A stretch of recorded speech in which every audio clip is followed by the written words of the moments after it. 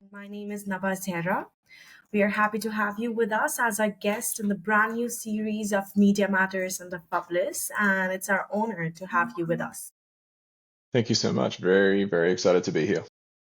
Thank you. Well, before starting the questions, I would like to inform you that this interview will be published on the website of Fublis. So you can sign up to the Fublis website and you'll get the access to watch this interview maybe in a week. Cool. Sounds great. Okay. Okay, so shall we proceed with the questions, Aaron? Yep, let's do it. Okay. So, Aaron, as you're a great photographer, what sparked your interest in photography and how has your style developed? Yeah, interestingly, I actually studied creative writing and literature and went to university, and I started working as a writer after university as well. And I think working 40, 50 hours a week as a writer really made me less passionate about writing for a time, but I still needed a creative outlet. So I picked up the camera during that time, during my time as a writer, and during the week I would still need that creative outlet. So I picked up a camera and kind of self-taught myself how to use it. And I think my style has just developed naturally. I think with photography, that you can certainly train for it, but you do also need to have this inherent ability to see the image unfold. So I think I was blessed with that kind of that viewpoint, but also over time, I think just having equipment and also I'm not really too sure how to answer that second part of the question. How has my style developed?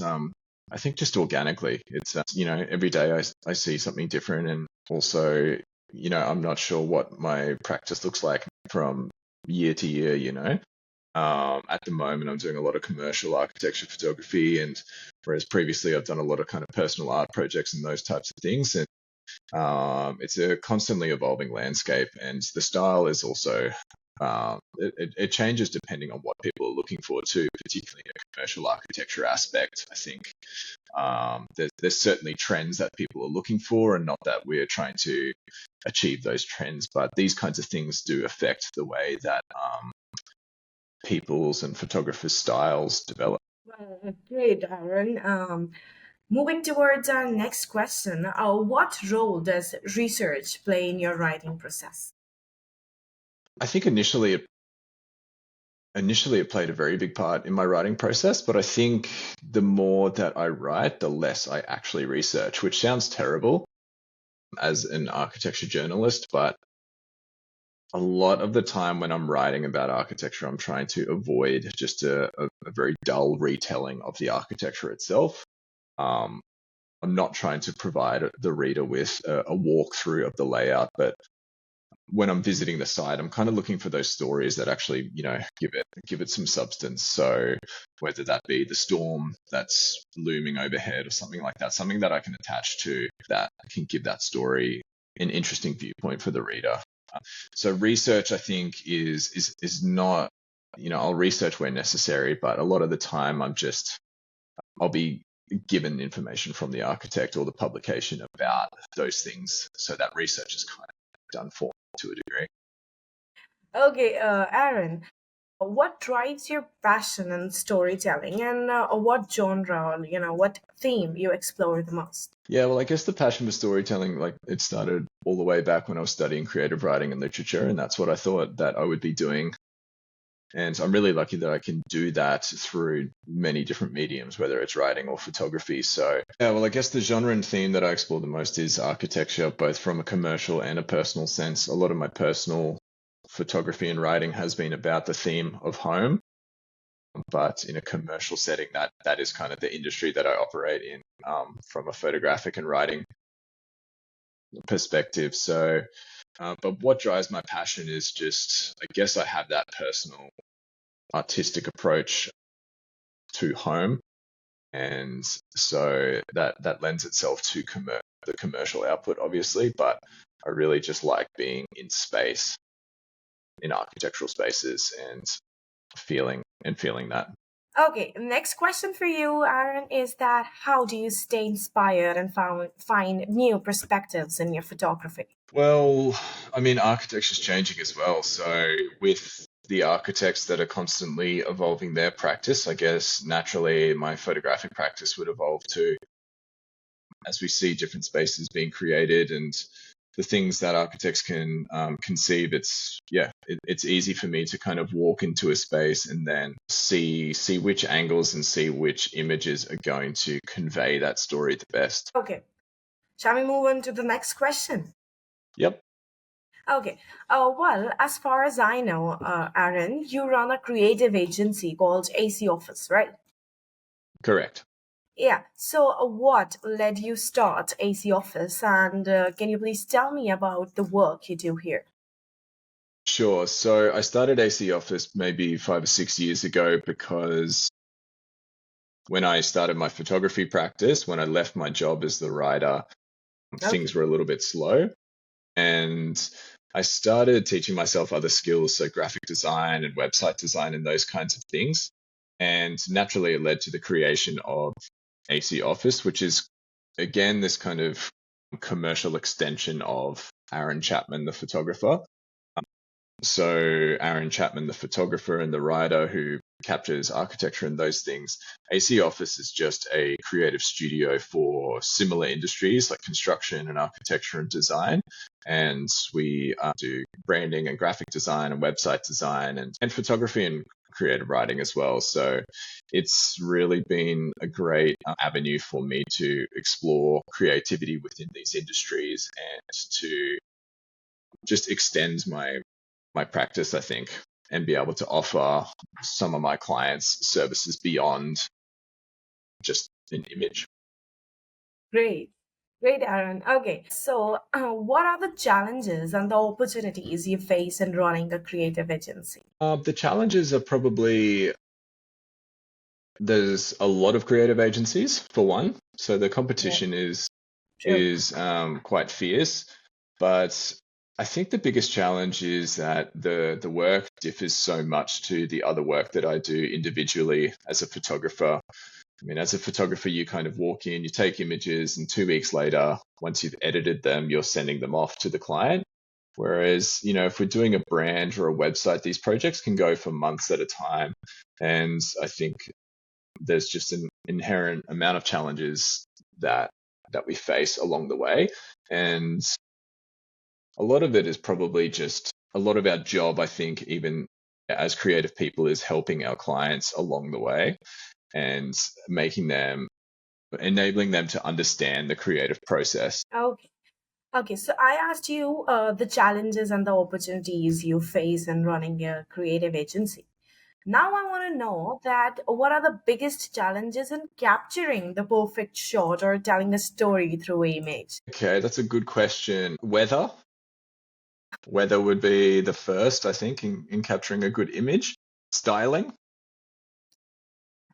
So you can have a great architectural space, but if, a 80-year-old person lives in there with lots of pin cushions and things, the space won't photograph as nicely, obviously. So weather, styling, and I think those are probably the main two. And weather is not something that really affects what I do. I mean, it can certainly make capturing the image more challenging, but I like it when it's not a perfect blue sky because um, a lot of the time the client, is hoping for the perfect blue sky, but that's kind of unrealistic to a degree because, it rains a lot where we live in this valley, and it's nice to show that it's relationship and that authenticity to its kind of context, I guess. Yeah. Well, okay, Aaron, how do you stay up to date with the latest technologies and trends in photography? I don't. You know? I, I don't stay up to date with the technology Okay. particularly. A lot of my work is shot on film, so I guess I'm Yeah. 40 years behind everyone there. There are certainly some great film photographers still operating in the architectural industry, which is great to see. But my digital setup is not advanced by any means, and I simply get by with having the bare minimum amount of equipment, I think. But staying up to date with just the greater happenings in the industry because I write a lot for a lot of these publications in Australia and abroad, I'm constantly seeing what's happening in the industry, and that's kind of it's good to get my few emails each week and see who's doing what. Yeah. Okay. So, Aaron, how do you balance artistic expression with commercial viability? Yeah, that's also a good question because a lot of the time the client will see things differently or have their own interpretation or way that they want to express their work. So a Yeah. lot of the time I would approach a photo shoot in hoping to capture and express the way that they want to show their work first. And then with what time I have left, or perhaps even during the shoot, I can capture something that I think is a bit more artistic and might help to tell that story in a more unique way than the simple 1 point perspective type of shot. Okay. My next question for you is that what is the advice you like to give for the new and aspiring photographers and the writers and the artists? Advice. Particularly from a photography standpoint, it's just go out and take photos. And a lot of the time it's go out and take photos of the buildings of the work that you want to do.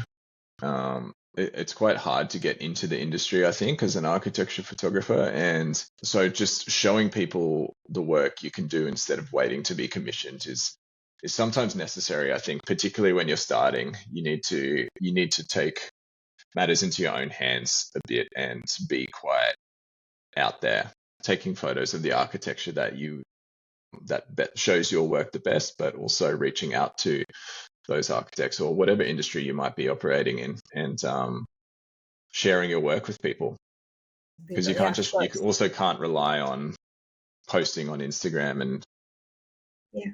your prospective clients seeing it. You do need to send them an email or make a phone call, make connections that way.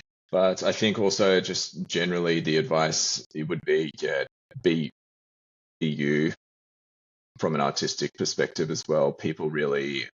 Clients really like that, that you have your own unique voice. Yeah. Yeah. Okay. My last question for you, Aaron, is that the media industry has changed so much over the years, and how has that impacted your life? I don't think it has, to be honest.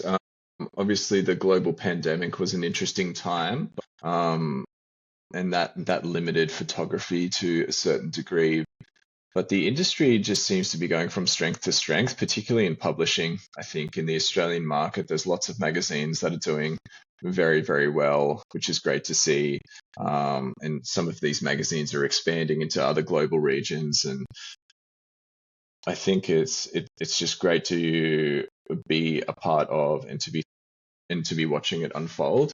But I wouldn't say that the industry has really impacted the way in which I work. And I guess that kind of relates back to my advice for young artists is just to an earlier question you asked, but to not kind of adhere to trends or to try and follow trends. Just being authentic to yourself, I think, is the best approach. And I'm lucky that I am employed to do that, I think. Okay.